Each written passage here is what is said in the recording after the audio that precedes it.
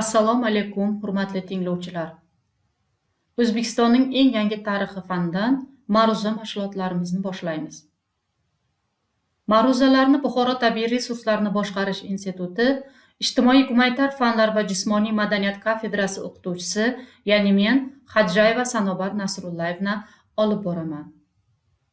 O'quv fanining birinchi mavzusi kirish O'zbekistonning eng yangi tarixi o'quv fanining predmeti, maqsadi va vazifalari, nazariy metodologik tamoyillari deb nomlanadi. Mavzumizni quyidagi rejalar asosida ko'rib chiqamiz. Birinchi, O'zbekistonning eng yangi tarixi o'quv fanining predmeti, maqsadi va vazifalari, fanni o'rganishning nazariy uslubiy asoslari. Ikkinchi, intellektual salohiyatli ma'naviy barkamol avlodni tarbiyalash, komil insonni voyaga yetkazishda O'zbekistonning eng yangi tarixini tutgan o'rni.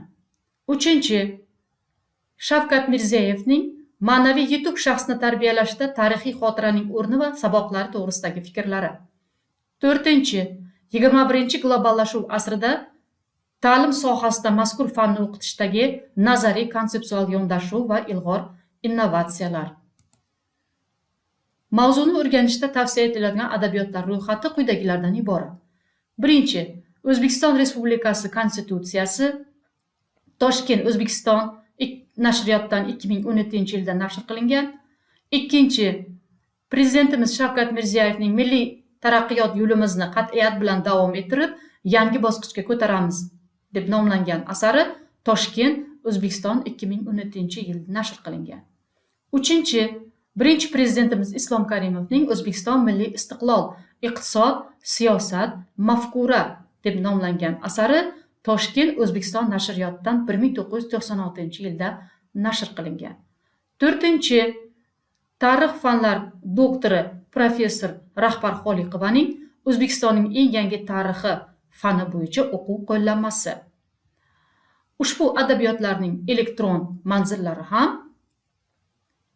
slaydimizda o'z aksini topgan.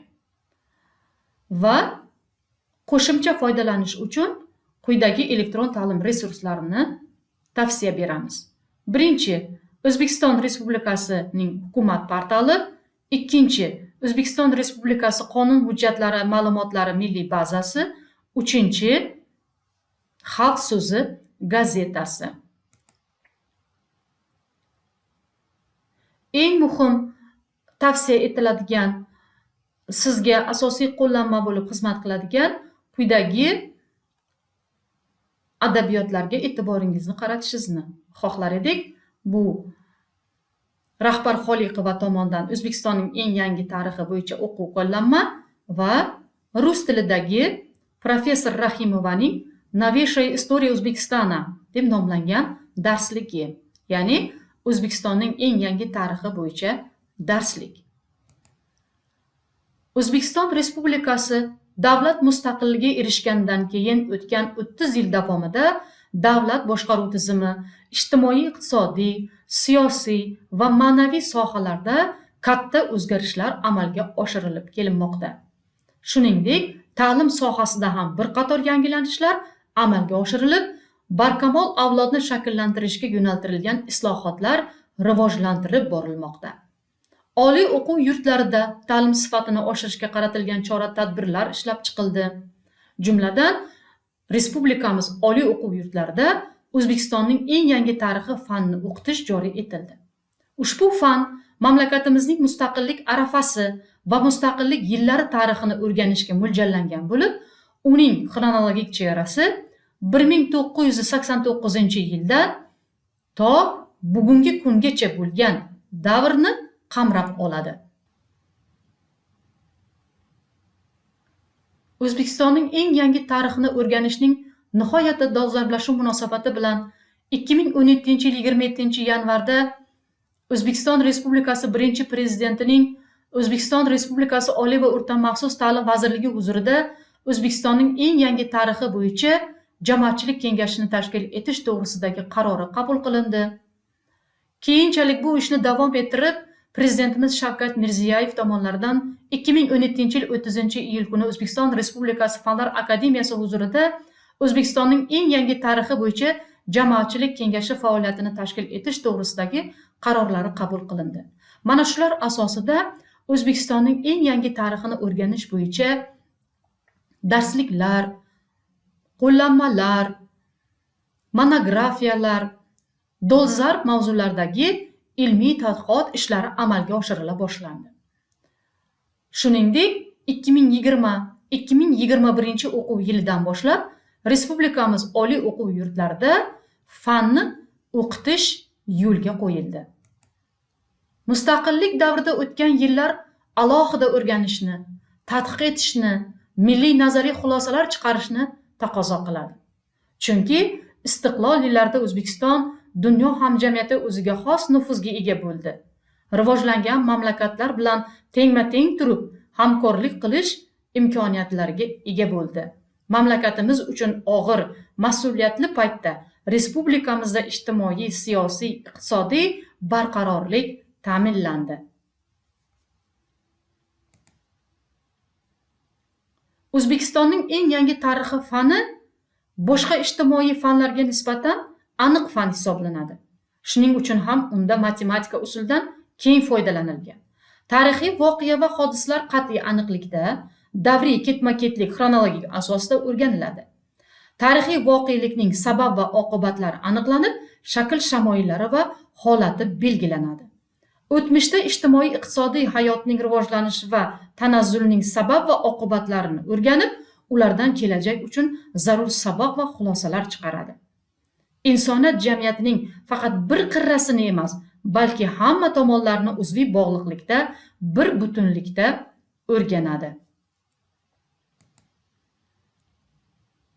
Fanning obyekti aniq tarixiy davr, makon, zamon va geografik va umumiy mintaqaviy chegaralar, ma'lum xalqlar, mamlakatlar tarixi bilan bog'liq jarayonlar bo'lib, ular voqea va hodisalarni bir butun va yaxlitlikda qamrab oladi.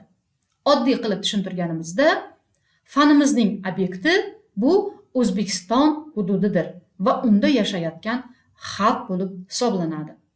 Fanning predmeti esa shu mintaqada sodir bo'lgan jamiki voqea va hodisalar, ulardagi umumiylik va aloqadorlik qonuniyatlari, tarixiy hodisa va jarayonlar, umuman insoniyatning barcha tarixiy faoliyat jarayonlarini o'rganishdir.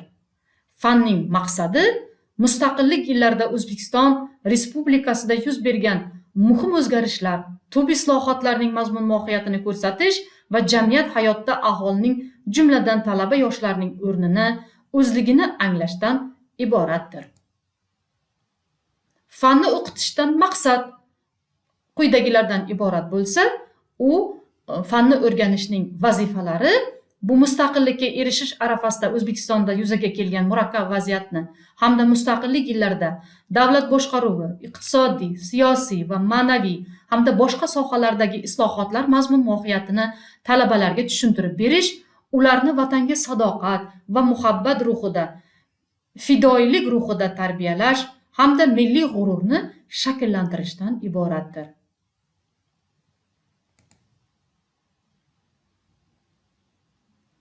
Tarix fani manbalarga asoslanib o'rganiladi. Fanni o'rganishning nazariy asoslari esa quyidagilardan iborat.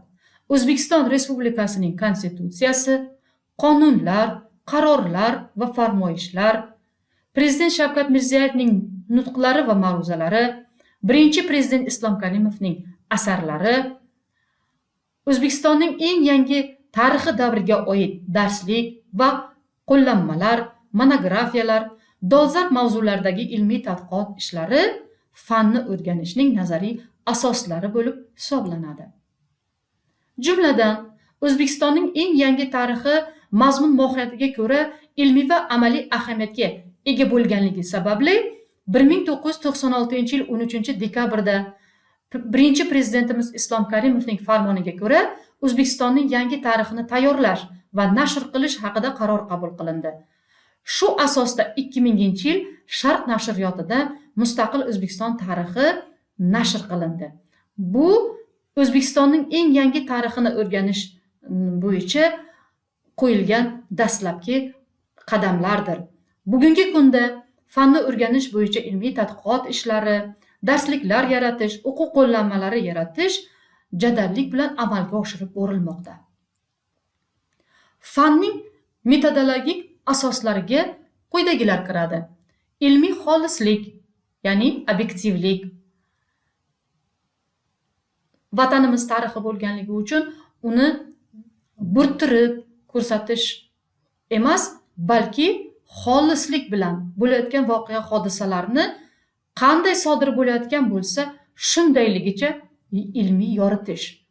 Tarixiylik, tahliliylik, mantiqiylik, uzviylik, vorisiylik va xronologik izchillik, g'oyaviylik va vatanparvarlik, qiyoslash, kuzatish va umumiylashtirish, bahslashish, munozara yuritish va asoslab berish, matematik hisoblash, shakllash va modellashtirish, ayrimlikdan umumiylikka va umumiylikdan ayrimlikka ushbu fanni o'rganishning metodologik asoslari bo'lib hisoblanadi. Ayrimlariga to'xtalib o'tadigan bo'lsak, masalan, bahslashish, munozara yuritish va asoslab berish. Respublikamizda amalga oshirilayotgan islohotlar, jadal rivojlanayotgan jamiyatimizda sodir bo'layotgan voqea hodisalarni aniq, ravshan va xolis baholash bugungi kunning dolzarb vazifasidir. Ana shu voqea hodisalarni sodir bo'lish jarayoni borasida bahslashish talabalar bilan, munozaralar yuritish va mana shu bahs munozaralarda aniqlik kiritib, ularni asoslab berish juda ham muhim hisoblanadi. Chunki bu borada yoshlarimiz ongida noto'g'ri tushunchalar shakllanmasligi uchun bu uslubiy asos juda ham muhim hisoblanadi.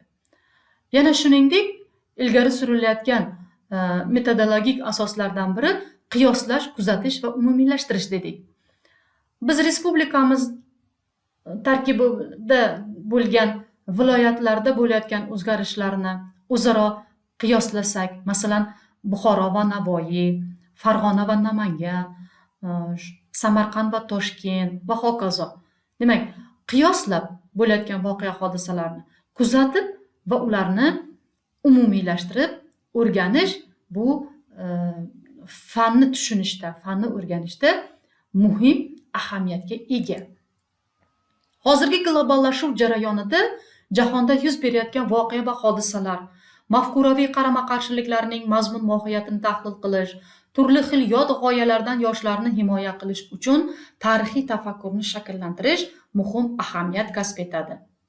Oliy ta'lim muassasalarida O'zbekistonning eng yangi davr tarixini chuqur o'rganish yosh mutaxassislarni, bugungi davr siyosatini, jahon hamjamiyatidagi o'rnini, davr qahramonlarini, ayniqsa bugungi yangilanayotgan O'zbekiston sharoitida o'zining ham shu jarayondagi faol ishtirokchi ekanligini to'g'ri va to'liq anglashi jamiyat taraqqiyotida muhim ahamiyatga ega. Agar davlatimiz tomonidan amalga oshirilayotgan ishlarni, olib borilayotgan siyosatni yoshlarimiz to'g'ri tushunsa, ular kelajakda o'z o'rnini to'g'ri topa oladi. Agarda davlatimiz siyosatiga nisbatan, olib borilayotgan islohotlarga nisbatan tushunmovchiliklar bo'lsa, sizga ma'lumki,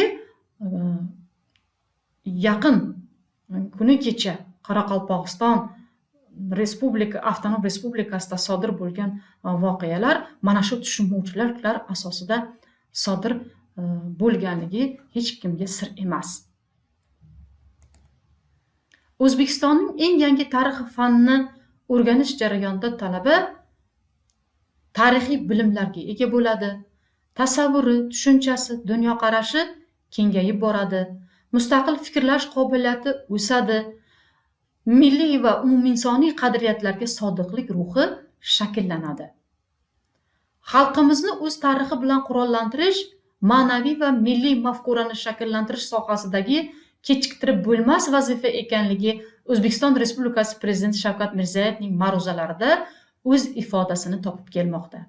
Prezidentimiz raisliklarida 2021-yil 19 yanvar kuni ma'naviy ma'rifiy ishlar tizimini tubdan takomillashtirish, bu borada davlat va jamoat tashkilotlarining hamkorligini kuchaytirish masalalari bo'yicha o'tkazilgan videoselektor yig'ilishida yoshlarni vatanparvarlik, milliy iftixor ruhida tarbiyalash, buning uchun tarixni yaxshi o'rgatish, bu yo'nalishdagi ilmiy tadqiqotlarni kengaytirish muhimligi ta'kidlab o'tildi.